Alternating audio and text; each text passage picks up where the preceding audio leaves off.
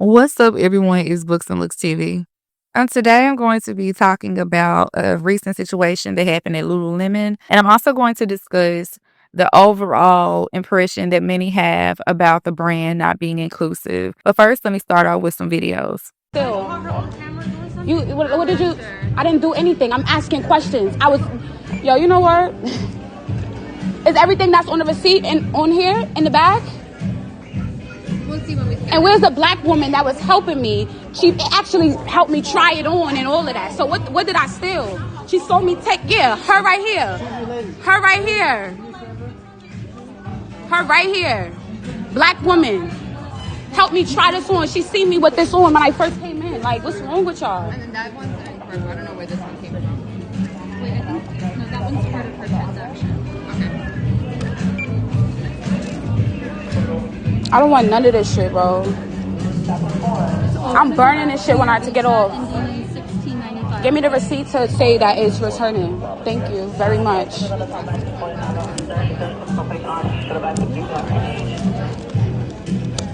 gonna have this shit closed down, I promise you. I'm gonna make sure everybody on TikTok know about that.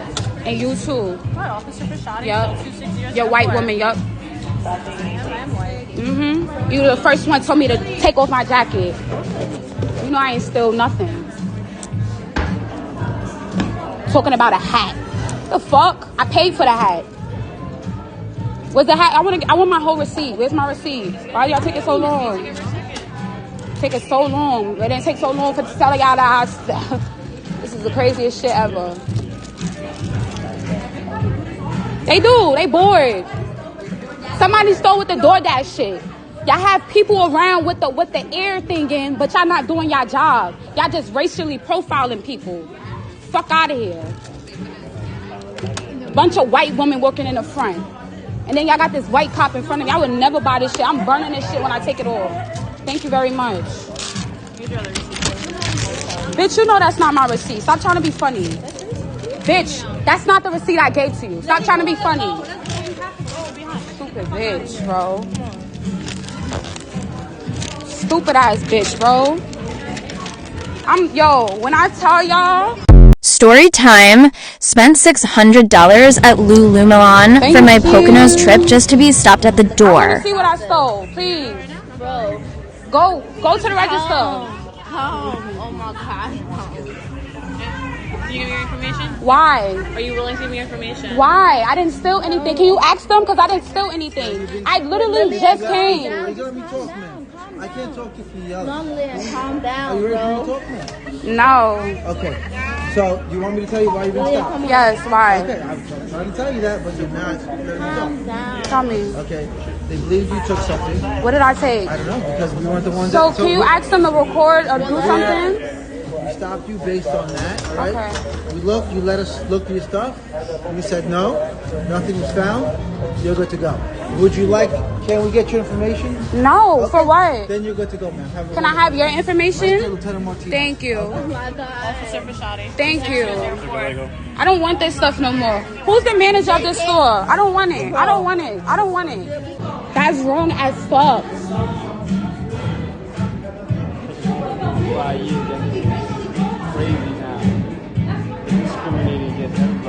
Yeah, and then I bought this shit. You know what's so crazy? Before I bought it, that's what they said.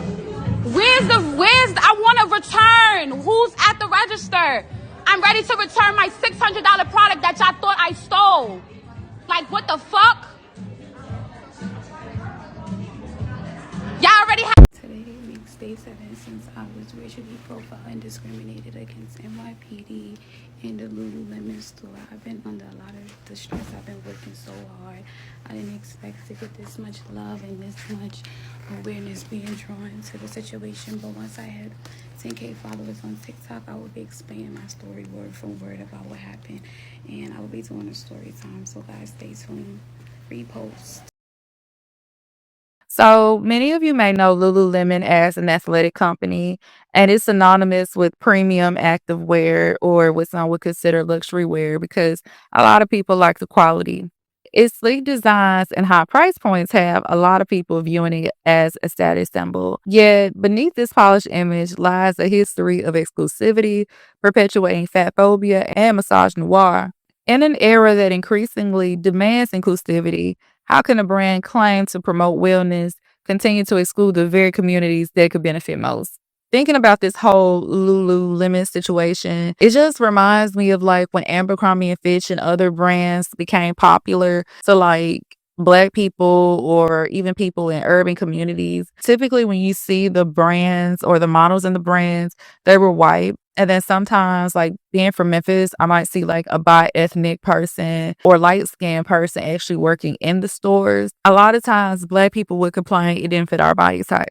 Now, again, there are people, they see it now again like as a status symbol, or it might fit their body type. But the fact that that Black woman spent $600, the employee saw her spend $600 and still called the cops was crazy. The woman literally had the receipt in her bag.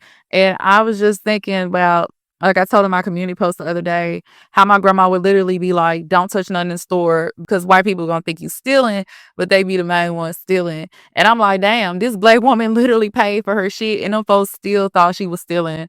So it's just crazy how like people are constantly being racially profiled in stores. But like a lot of people have stated on Twitter, this isn't anything new according to Lululemon. When you even I think think of through this whole Lululemon, what comes to your diversity and mind? inclusion thing that they've become, trying to become like the Gap, everything to everybody. And I think just the definition of a brand is that you're not everything to everybody. You've got to be clear that you don't want certain customers coming in. To be clear, you don't want certain customers coming in. I've never heard a business person speak that way. That's interesting to say the least. Wilson also criticized the people used in the company's ads, calling them unhealthy and sickly. Now, this is not the first time that Wilson has gotten some backlash for controversial comments. He resigned as CEO more than a decade ago, after he said, quote, some women's bodies don't actually work for the yoga pants. It signifies a lifestyle of affluence, fitness, and upward mobility. A single pair of Lululemon leggings can cost over $100, a price tag that positions the brand as a luxury item within the wellness industry. The pricing is intentional, creating an aspirational appeal that encourages consumers to equate wearing Lululemon with being successful, disciplined, and just some trendy shit, to be honest. Lululemon's exclusivity mirrors broader patterns of class stratification. The brand's marketing rarely features models who deviate from the thin, white, and athletic ideal, reinforcing narrow standards of beauty. For Black consumers, particularly Black women, the absences of representation sends a clear message: this brand is not for you. Despite a growing number of Black women participating in fitness and wellness culture, their experiences and bodies remain sidelined. The brand's appeal taps into a universal desire for belonging, classism, and Maslow's hierarchy of needs places esteem and self-actualization at the top. So Lululemon's branding directly speaks to these aspirations. However, the brand's narrow representation of wellness can alienate those who don't fit its idealized image, leading to feelings of inadequacy among consumers who are excluded. This pretty much leads me to fat phobia as well. So Lululemon's history of size exclusivity is one of the most glaring examples of its fat phobic practices. Until 2020, the brand capped its sizing at a United States size 12, effectively excluding a significant portion of the population. This wasn't merely a logistical oversight. It reflected the brand's deliberate positioning. In 2013, founder Chip Wilson infamously claimed that some women's bodies just don't actually work for Lululemon's clothing, suggesting that larger bodies were incompatible with the brand's image. This not only references fat phobia, but imagine being a Black woman who has big thighs or is above a size 12 in a large portion of the United States. Like the average size now, I believe it is a size 14. So it's just weird how people constantly like lose weight, whoop-de-whoop-de-woo. They're not even selling. They refuse to sell the athletic clothing. Not to say that Lululemon is a monopoly in the athletic department. These statements, however, are deeply harmful to many people, and they perpetuate the societal stigma that equates thinness with health and moral virtue while framing large bodies as undesirable or problematic. Even after expanding its size range to include up to a size 20, Lululemon's marketing. So, but Lululemon did happen to like expand its size to include up to a size 20. But a lot of folks don't feel like it was genuine. Lululemon's marketing rarely featured plus size models, and larger sizes are often unavailable in the store. These shortcomings suggest that the brand's inclusion efforts are more about optics than genuine change. This reflects a systemic issue within the fitness and wellness industries. Fat phobia is deeply ingrained in Western culture, where larger bodies but are often depicted and marginalized, pathologized, are often demeaned and marginalized. By aligning itself with these biases, Lululemon contributes to a culture that excludes plus size individuals from fitness spaces, even as it claims to promote health and wellness. So I'm gonna and so aside from even that, like Lululemon has had a reputation where employees filed complaints with the Equal Employment Opportunity Commission, also known as the EEOC, in 2020, citing racial discrimination. They described an environment where being Black was considered quote unquote off brand. And again, as I stated earlier, I just remember people like living in like the suburbs or people working in the suburbs, and they had to have a certain look to even work in the stores. Nonetheless, I'm going to place the public opinion and then I'm going to conclude. I just saw the video of the Black woman who bought $600 worth of stuff from Lululemon. Hey, fun fact. Actually, before you get this fun fact, go back and watch that video for context, and then I want you to come back and finish watching this one. So, fun fact. The way I determine whether or not a product or service, a company's product or service, let me say that, because not the whole niche in particular, but a certain brand or company's product or service is or is not for me, is whether or not I see any representation of myself or anyone who looks like myself in their marketing or advertising or any of their products. Like, if I pick up your product and I can like look at, the packaging, and I see someone who looks like me on it, if I have identifiable indigenous features like the color of my skin, the shape of my eyes, the shape of my lip, anything like that. If I look at your product packaging and I see someone, or your advertising or your marketing, meaning anything on print, media, any of the ways in which you use a company or service, a business uses to communicate to people or their target audience, who their target audience is, that information is specifically designed to reach their target audience. They want their target audience to identify with the packaging, the marketing, the branding, the advertising, the wording, the languaging that's used. Now, be careful with the languaging, because a lot of businesses or companies will co-opt AAVE and appropriate it.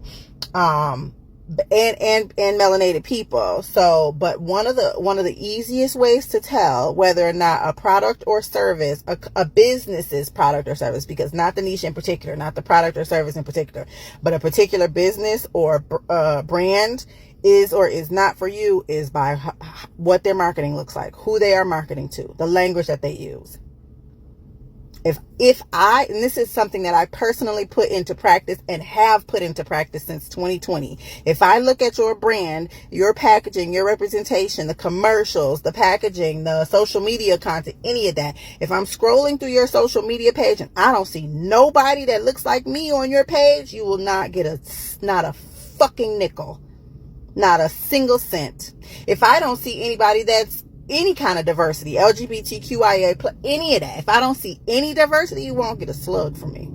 And that is how you know whether or not a brand wants your money, or they value your business, or they value you as a customer, or they value your humanity, the fact that you even exist.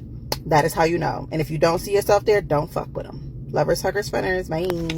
I feel like like we continue to have this conversation every time I get on TikTok, at least every 2 to 3 months, as far as Black people, period. When are we gonna learn? When are we gonna stop? I think that we are so quick to cut off our family, but yet brands that are dismissing us, that are racist towards us, we're still shopping there.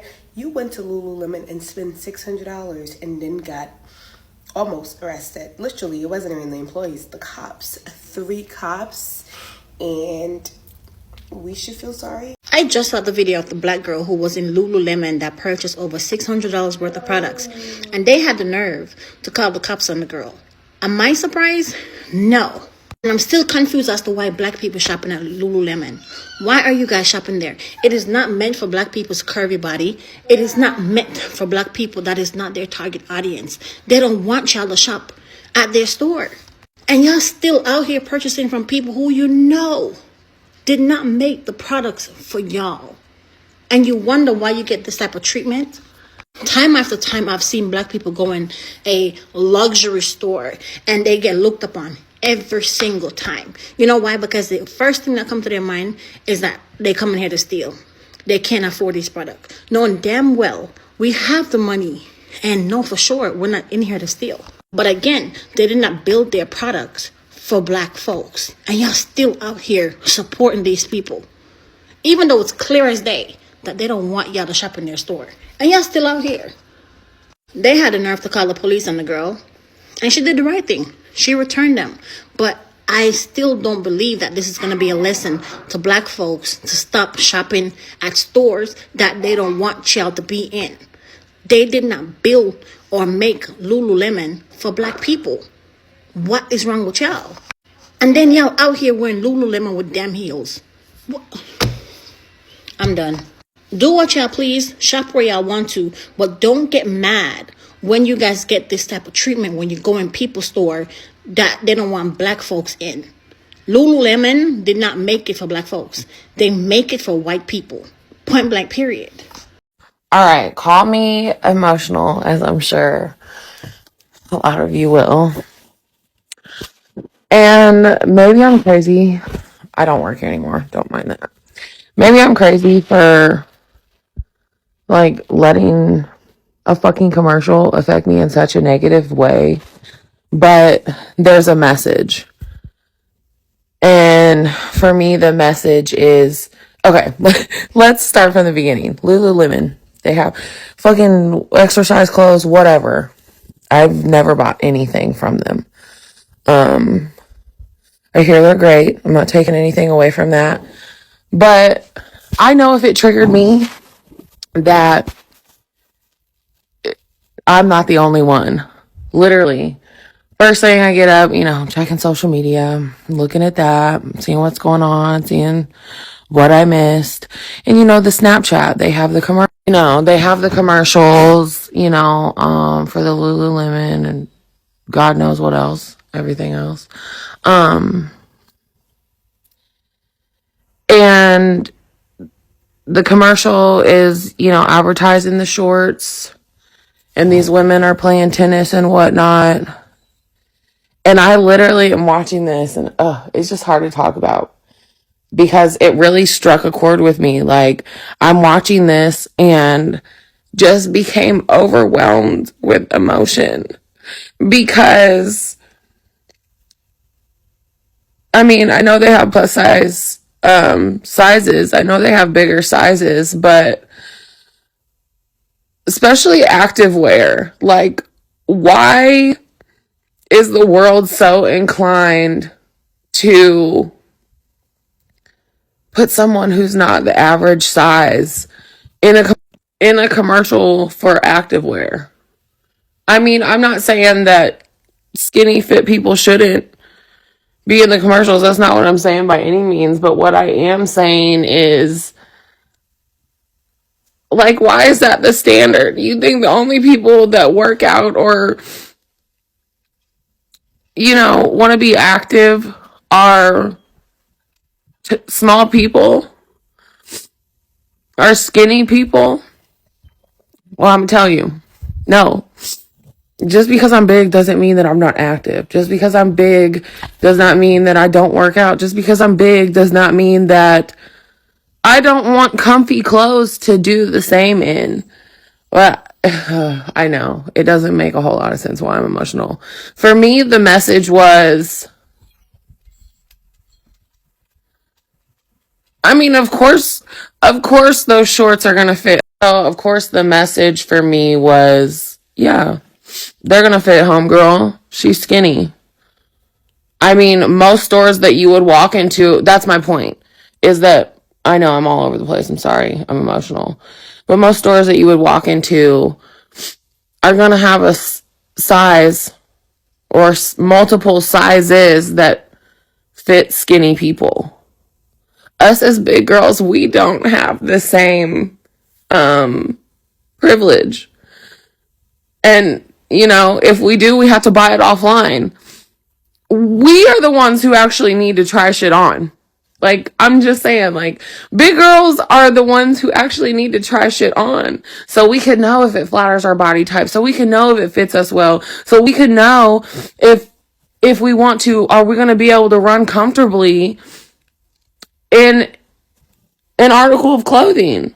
It just, I mean, a lot has changed. A lot has changed. And, you know, they do make bigger sizes. But make it make sense. Like, places that do make bigger sizes, you gotta buy them online. How does that make sense? I need to try this on. And that's another reason why I don't do a lot of online shopping, is because, can I return for free? No, the process is a hassle. I mean, Shein, you can. Yes, you can. But I hope that I made my point even halfway clear. And I know I was all over the place, because it does. It makes me emotional. It makes me really emotional. Because I think that, like, why are we still trying to sell our items or promote clothing brands without including plus size people? Lululemon's practices are not just about one brand. They are a reflection of larger societal issues. The fitness and wellness industries have long been criticized for promoting exclusivity under the guise of health. These industries often center whiteness and thinness, leaving little room for diverse bodies or experiences. And for Black women, this inclusion is particularly harmful. The double exclusion based on race and size reinforces stereotypes about health and body image, making it even harder for Black women to feel welcome in a store, let alone wellness spaces. In its current state, wellness is often reserved for those who fit a narrow, exclusive mold. But true wellness should be for everyone, regardless of size, race, or socioeconomic class. As consumers, we must hold brands like Lululemon accountable for their role in perpetuating exclusion. And as a society, we must redefine wellness to encompass and celebrate body diversity. Only then we can answer this question: who does wellness truly serve, and who is it leaving behind? These are my thoughts, and my thoughts are my own. Let me know what you think down below, and thank you so much for listening to Books and Looks TV. I'll see you next time.